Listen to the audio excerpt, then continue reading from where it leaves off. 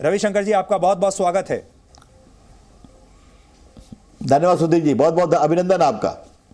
तो आज आपने बहुत क्रांतिकारी फैसला किया है और बड़े क्रांतिकारी नियम कानून आपने देश के सामने रखे हैं, और देश नहीं पूरी दुनिया भी इस समय भारत की तरफ देख रही है, यह देखने के लिए कि भारत की सरकार इन बड़ी बड़ी टेक्नोलॉजी कंपनियों से कैसे निपटती है। इसलिए ये भारत के लिए नहीं बल्कि पूरी दुनिया के लिए भी एक अच्छी केस स्टडी हो सकती है। तो अब एक एक करके हम आपसे जानना चाहेंगे।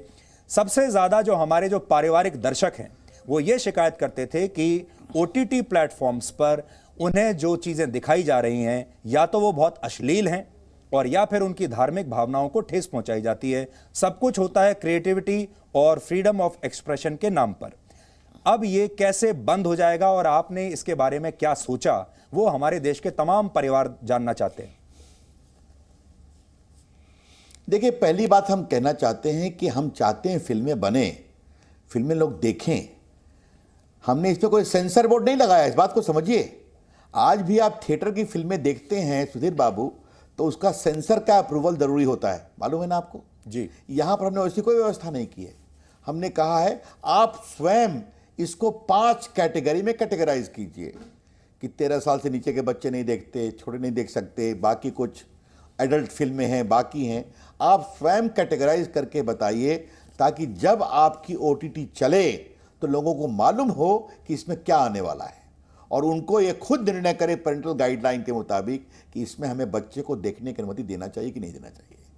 तो ये हमने एक बात कही है। दूसरी बात जो आपने कही कि लोगों की शिकायत, इसीलिए हमने इस बात में कही है कि आप कृपा कर करके अपने यहां एक शिकायत निष्पादन सिस्टम बनाइए, और अगर उस पर कार्रवाई नहीं होती हो तो आप लोग मिलकर के एक बॉडी बनाइए जो सरकार में, जिसकी जानकारी दीजिए कि ये रिटायर्ड जज हैं सुप्रीम कोर्ट के, हाई कोर्ट के, ये एमिनेंट संपादक हैं, सुधीर बाबू टाइप के लोग हैं, बाकी बैठे हुए हैं, जहां आप अपील कर सकते हैं इनके खिलाफ ताकि वो सेंसर करें, बाकी करें। और ये दोनों काम अगर नहीं करेंगे तो बाकी सरकार उसमें इस बारे में विचार करेगी। तो इसका हमने एक बड़ा रोबस्ट मैकेनिज्म बनाया है। थोड़ा सुधीर जी, मैं इसी साथ साथ आपके सोशल मीडिया के बारे में बता देना चाहता हूं जी। फिर आपके सवाल होंगे तो जिसका हम सब जवाब देंगे। भारत में आपके चैनल की व्यापकता को देखते हुए मैं बताना चाहूंगा कि व्हाट्सएप यूजर्स हैं 53 करोड़, यूट्यूब यूजर्स हैं 44.8 करोड़, फेसबुक यूजर्स हैं 41 करोड़, इंस्टाग्राम यूजर हैं 21 करोड़, ट्विटर के यूजर हैं 1 करोड़ 75 लाख। तो ये लगभग 140 करोड़ अकाउंट्स हैं जो यूज होते हैं। स्वागत है। भारत के लोकतंत्र में बोलने की आज़ादी है, आलोचना करने की आज़ादी है, चाहे प्रधानमंत्री, चाहे रविशंकर प्रसाद या किसी की भी करिए। लेकिन आप पैसे भी कमाइए, लेकिन अगर आपके चैनल का या आपके प्लेटफॉर्म का दुरुपयोग होता है, एब्यूज एंड मिसयूज, तो उसके लिए आदमी, यूजर शिकायत करे, उसके शिकायत का निष्पादन करिए। Grievance relation officer, disposal officer 24 घंटे में वो रजिस्टर हो, 15 दिन में उसका निष्पादन हो। और जो सिग्निफिकेंट सोशल मीडिया कंपनी है इसको नोटिफाई करेंगे 40-50 लाख से अधिक, आपको एक ग्रीवांस ऑफिसर रखना पड़ेगा, आपको एक कंप्लायंस ऑफिसर रखना पड़ेगा, आपको एक कंटैक्ट पर्सन रखना पड़ेगा जो भारत में रहते हो इसके, और ये आपको देखना पड़ेगा। 2 बातें और जो आप चर्चा कर रहे थे मेरे आने के पहले, कई बार खुराफात शुरू किसने की, ओरिजिनेटर भारत के सरहद के बाहर से आई या इस बार आई है? भारत की संप्रभुता, संप्रदायवाद, वैमनस्य, तनाव, डिफेमेशन, लड़कियों के बड़ी कॉम्प्रोमाइजिंग फोटो दिखाना जो अपराध है 5 साल से ऊपर, तो उसमें आपको बताना पड़ेगा ये खुराफात शुरू किसने की। और अगर बाहर से आई, सरहद के पार से, तो इंडिया में किसने खुराफात की, ये आपको बताना पड़ेगा। कोर्ट का आदेश होगा या सरकार का आदेश होगा। और तीसरी जो बात आप कह रहे थे कि सोशल मीडिया पर आप ज्ञान देते हैं तो आपके ज्ञान से हम अभिभूत होते हैं, कृपया अपने को वेरीफाई करिए वॉलंटरली, और उसका मैकेनिज्म सोशल मीडिया कंपनी रखेगी कि ये साहब, इनका ये मोबाइल नंबर है, ये हैं, ये देश को बहुत ज्ञान देते हैं, आपके ज्ञान का सम्मान करते हैं।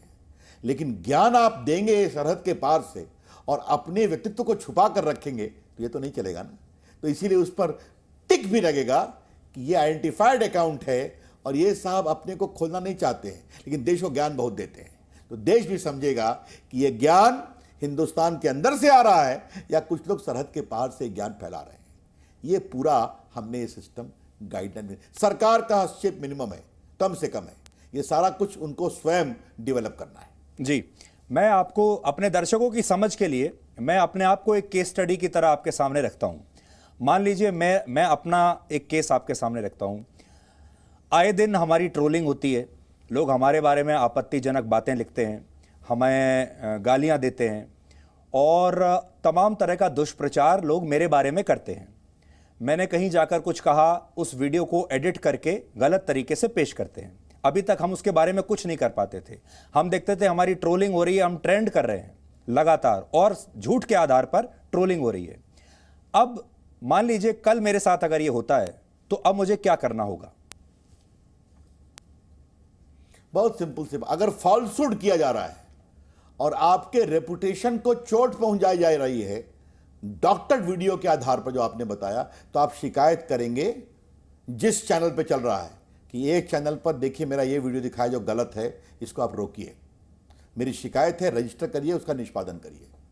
ये बहुत ही क्लियर है कि अगर फॉल्सूड, झूठ तरीके से आपके रेपुटेशन को, आपकी गरिमा को तथ्यहीन रूप से कोई तोड़ने की कोशिश, हाँ कोई आपकी आलोचना कर रहा है उसका हम सम्मान करते हैं, कोई हमसे डिफर करता है उसका हम सम्मान करते हैं।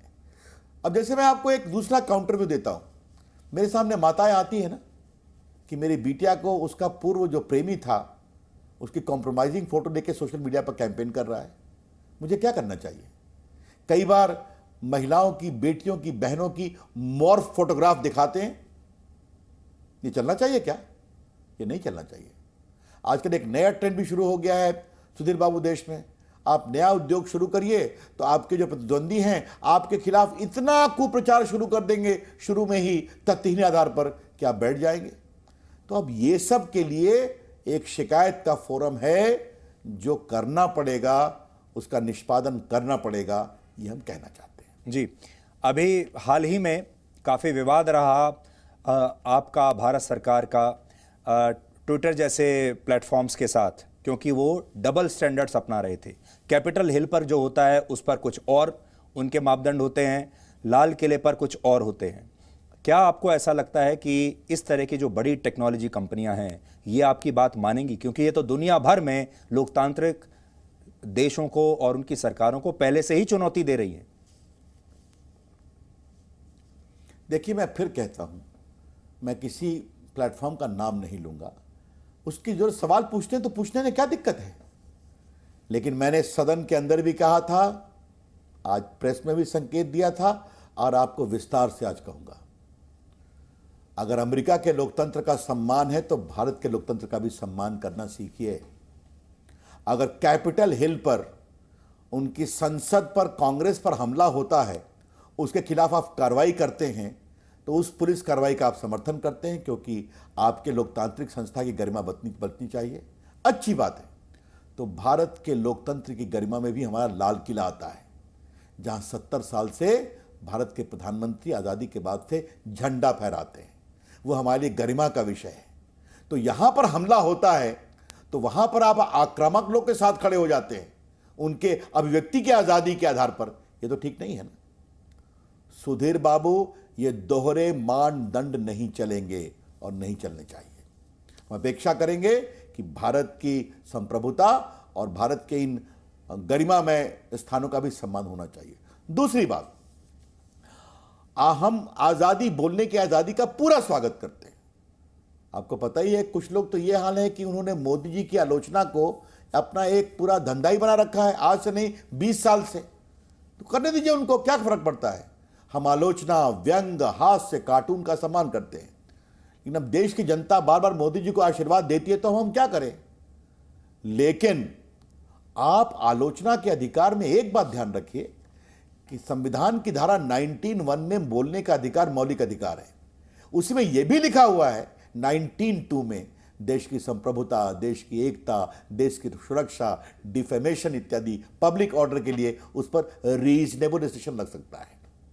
तो बिल्कुल संविधान के दायरे में हो रहा है, कुछ संविधान के बाहर नहीं। और फिर कहूंगा, सरकार का हस्तक्षेप मिनिमम है। ये सारे काम channels OTT social media platform को स्वयं करने हैं, हमारा हस्तक्षेप नहीं है। जी रविशंकर जी, हमने ये भी देखा कि इससे पहले जब सरकार ये कहती थी कि इन अकाउंट्स को ब्लॉक कर दिया जाए क्योंकि ये लोग एंटी नेशनल बातें या कुछ और दुष्प्रचार कर रहे हैं, और ये प्लेटफॉर्म्स कहते थे कि हम ब्लॉक नहीं करेंगे, हमने इन्हें सही पाया है। अब इस स्थिति में किसका फैसला चलेगा? ये प्लेटफॉर्म्स अब भी अपना फैसला लेते रहेंगे कि हमें ऐसा लगा कि ये तो अभिव्यक्ति की आज़ादी है? अगर तब इन्होंने ये तर्क दिया और आपके लिए ये तर्क दिया कि आप अभिव्यक्ति की आज़ादी को संविधान का सहारा लेकर दबा रहे हैं, जैसे हमने कई बार अदालतों के आदेश में भी ये देखा कि अदालत कहती है कि इंटरनेट तो आपका मौलिक अधिकार है, तो क्या अब हम इसे मौलिक अधिकार मान लें?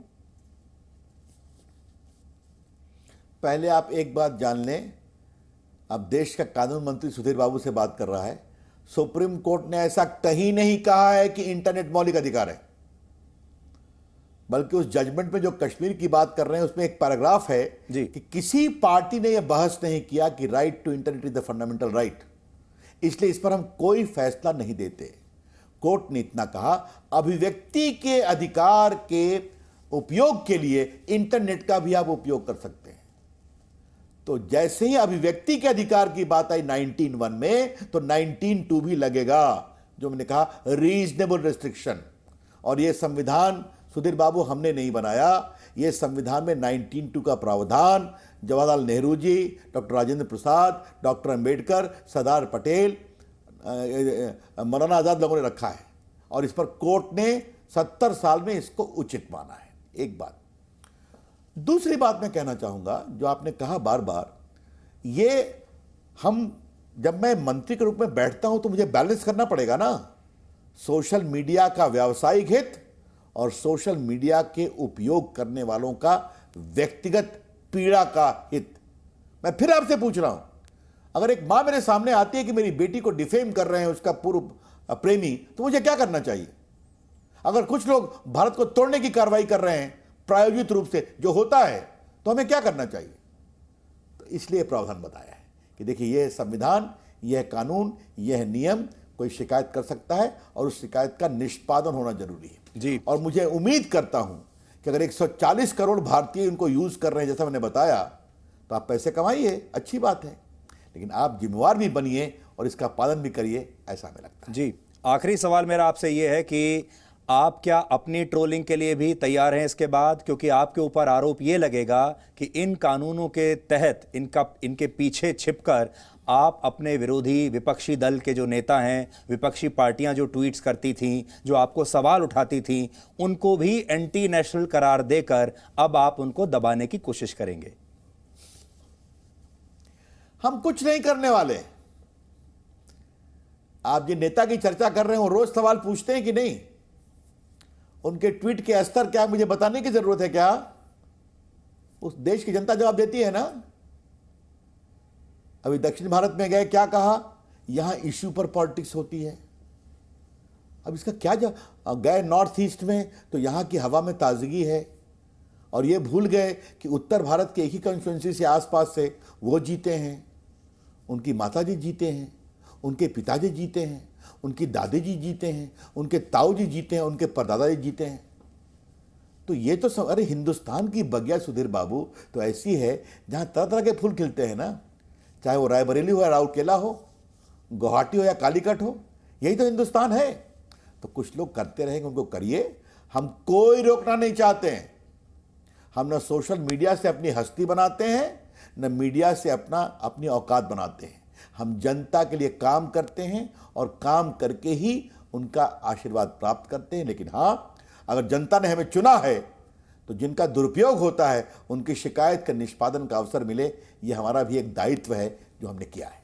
वैसे एक और फेक न्यूज़ का आज पोल खुल गई है, वो है नीरव मोदी के बारे में।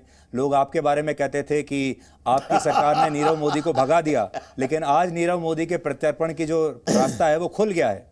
तो ये भी बहुत दिन से आपके बारे में एक फेक न्यूज़ चल रही थी कि आप ही ने उसको भगाया और आप ला नहीं रहे उसको। तो एक लॉ मिनिस्टर होने के नाते आपको खुशी होगी इस बात की? आएंगे आपसे नहीं, पहली बात तो है कि निर्णय बहुत स्वागत योग्य है और भारत की जांच एजेंसियों ने बहुत बढ़िया से वहां पर किया, जिसकी तारीफ स्वयं कोर्ट ने भी की है। इन कभी अगले बार आपके पास आऊंगा तो कौन नीरव मोदी को भगा रहा था और कौन कोतरोकी को बचा रहा था, बोफोर्स केस पे, याद है ना जी। उसकी बहुत सी कहानी निकलेगी और बात निकलेगी तो बहुत दूर तक जाएगी कि कोतरोकी के संबंध किस मामा से थे, कौन क्या थे, उनको कैसे पूरी भारत सरकार लगी हुई थी उनको बचाने के लिए और उनको भगाने के लिए, और यहाँ पर भारत सरकार मोदी जी की नीरव मोदी को लगाने के लिए पूरे एड़ी चोटी का पसीना एक कर रही थी। कभी आऊँगा, चर्चा करूँगा, क्योंकि कुछ लोगों को ये डर लगता था कि अगर श्रीमान कोतरोगी जी हिंदुस्तान आ गए तो बहुत बातें खुलेंगी। जी आइए कभी चर्चा करेंगे उस जी, जरूर इस पर चर्चा करेंगे कभी और आपसे इसके बारे में और जानकारी लेंगे। रविशंकर जी, हमसे बात करने के लिए और दर्शकों के सामने इतना सब स्पष्ट तरीके से सरल भाषा में बताने के लिए आपका बहुत बहुत शुक्रिया। Thank you so much.